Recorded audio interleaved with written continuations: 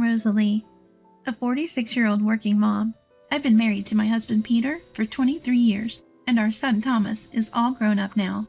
Peter and I live not too far from my childhood home, and we visit my in-laws and my dad from time to time. My mom passed away about 5 years ago, and only my dad is left, but my brother Randall and his wife Matilda live with him, so I've not been overly concerned. Randall and Matilda don't have kids, so it's just the three of them at the house. They've been living there for a while and seem to get along without much fuss, but peace was short-lived after my mom passed. About a year ago, we found out that my dad has dementia. My dad retired at 70 and was always a workaholic, so I had my concerns. The loss of my mom may have been a trigger. His symptoms gradually worsened until Randall finally took him to the hospital. I reached out to Randall and Matilda to see if they needed help, but Randall simply said, "Matilda's got it. Don't worry about it." I initially thought it'd be okay if sister-in-law could look after them, but deep down, I had one nagging worry. Randall and sister-in-law aren't exactly kind to my parents. Actually, they're not kind to any of us in the family. I remember, during a visit back home, a neighbor told me that sister-in-law was bad-mouthing my deceased mom and dad to others.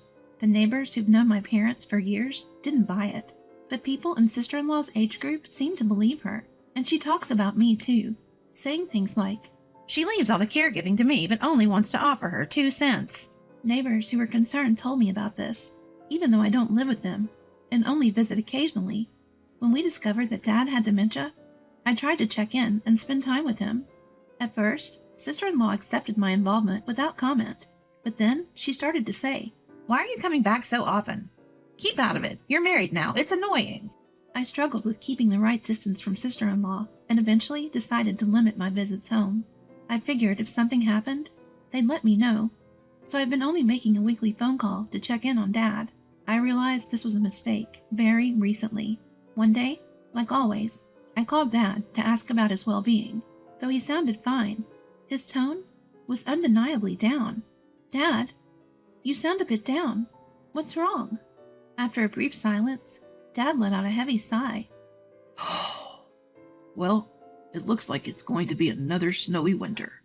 We live in an area with a lot of snow, and every year it piles up.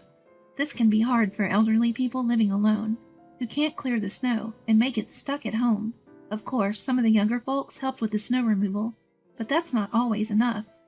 I looked out of my window and noticed it had started to snow lightly. "Don't worry, Randall and the others will probably shovel the snow. You'll be fine." I thought Dad's concern must be about the snow removal, but he sounded unconvinced. I asked again, what was bothering him? "Well, it's cold inside the house." "Why don't you turn on the heater?" "Matilda gets mad if I use the stove. Says it's expensive. What with the electricity and the cost of fuel going up." I was shocked to hear this. Yes, the cost of living has increased lately, but it's cruel to live in a cold house in a snowy region, especially for an elderly person. I mean, Randall and sister-in-law are at work during the day, so maybe they don't know how cold the house is. But Randall grew up in this area. He should know better. I hung up with Dad and called Randall. "Come on, I'm at work. Stop calling me." When Randall picked up the phone, I could hear his quiet tone and picture him shrinking into himself. "Sorry to bother you. I was talking to Dad earlier, and he said he's not even turning the stove on during the day. So I was concerned." A sound like a tisk came from the other end, and Randall sounded like he was fed up. "Dad said he's fine. Stop meddling in how we handle things. Matilda's getting annoyed, saying you're too nosy." "I'm sorry." Randall's irritation was palpable, even through the phone. Left without words, the conversation ended abruptly when he hung up on me. Staring outside, I noticed the snowfall had intensified since earlier. I thought about checking on Dad, but a glance at the clock showed it was almost 4 p.m., assuming my sister-in-law would be home soon. I decided against causing more friction and chose not to go. Days later, the snow continued to pile up, transforming the outdoors into a picturesque winter wonderland. Houses with little activity were buried in snow, and cars were quickly getting covered overnight. During the day, I joined my neighbors to shovel snow, making walkways easier to navigate for everyone. Thankfully, snowplows managed the roads, so that wasn't a concern. Shoveling snow really boosts my confidence in my physical abilities, and it's also a great workout. Sure, it's tough, but it's a good opportunity to interact with the neighbors. Hey, Rosalie. I saw Lawrence standing in front of Randall's house the other night. What? As the neighborhood ladies and I are all gathered, happily shoving snow together. The woman next to me looks concerned and starts to talk. She's a nurse, working the night shift in a 3-shift rotation. She says she usually gets home around 1 a.m., and that's when she saw it. I'm shocked, and my mind starts racing. Could it be that someone is wandering around late at night? I haven't heard anything like that from my brother and sister-in-law. He was dressed more like he was ready for bed. It's not just a cold he could catch, it's downright dangerous. The woman shared this with a grimace, and it felt like she was holding back. Thank you for letting me know. I'll check with my brother and sister-in-law. I didn't have further answers at that point. Once the shoveling was mostly done, and everyone retreated indoors, I called Randall again from my cell phone. But since Randall isn't picking up, I have no choice but to give my sister-in-law a call. Hello? She picked up right away. Hey, is now a good time? What? I'm busy. Clearly the tone in my sister-in-law's voice doesn't sit well with me. I can tell she finds the call bothersome. I heard from a neighbor that Dad's been outside in the middle of the night. What? Oh yeah, we noticed him going out, and it's really troubling us too. At first she didn't seem to understand the gravity of my question, but eventually gave an exasperated answer. Is it safe? I mean, he's not consistently outside at night, is he?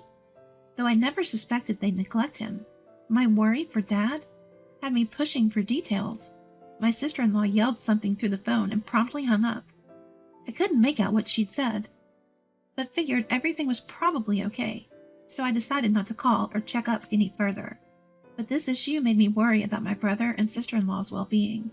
If Dad is wandering at night, they're probably not getting much sleep either. I found myself thinking about different options. Should we consider placing Dad in a care facility? That night, I decided to discuss it with Peter. Well, you might have a point. Maybe it's not best to keep leaving it up to Randall and his family, Peter said. The more we talked, the more Peter seemed open to the idea of a care facility. I could still visit Dad, but if he's going to wander, I'd have to quit my part-time job. I would feel safer if Randall and I both contributed to the cost of a care facility. Exactly. I'll talk to them about it, I said. After hearing Peter's response, I decided to bring it up with my brother and sister-in-law later. But then something unexpected happened that night. Around 2 a.m., the house was quiet. Peter and I were fast asleep. Outside, snow had piled up again, despite our clearing it during the day, snuggled in our warm bedding to fend off the cold. I woke up, sensing something unusual. I listened carefully, and it turned out to be the doorbell ringing through the house. I checked the time. It was past 2 a.m., and even sticking my hand out of the covers, the air felt cold. This was no time for visitors. Feeling uneasy, I nudged Peter awake. The doorbell continued to ring. Hey, seems like someone's at the door. Peter's eyes fluttered open a bit, sensing my whisper. He seemed to grasp the urgency, and his eyes widened. Then he sat up to confirm that the sound of the intercom was indeed audible. Don't move, I'll go check, he said. Peter put on a warm jacket beside the bed and went out of the room. Peter had told me not to move, but I couldn't help worrying about him. I gripped my phone and cautiously followed him to the front door. Before opening the door, Peter went into the living room to check the security monitor. I watched the entrance from a distance and felt a shiver of fear at the sight of a shadowy figure. Hey, it's Dad, Peter called out from the living room. Unbelieving, I rushed over and squinted at the faint image on the monitor. It was Dad. Are you kidding? Quickly, turn up the heat, I yelled. I quickly told Peter to warm up the room and then hurried to the front door. Upon opening it, I found Dad curled up and shivering just beyond the threshold. Dad, what are you doing out here? Come inside. I draped my own jacket over my shivering father and ushered him inside. Dad came in, stumbling weakly, and sat down at the entrance. Peter, help me. I couldn't lift Dad by myself, but Peter rushed over and helped me carry him into the living room. Hearing the commotion, Thomas rubbed his eyes and came downstairs from the second floor. Hey, give us a hand. Thomas saw Dad as well as Peter carrying him and quickly realized what was happening. He rushed back upstairs and came down with blankets and a comforter. Dad, sit here. Peter guided Dad to a chair near the stove. Under the light, I see Dad shivering, his pajamas soaked from the snow and his face pale. His lips have turned blue, sending a shiver down my spine. It's clear he's in danger. Hey, warm up a hot towel, quick. Oh, we've got that big bucket, right? Fill that with hot water, too.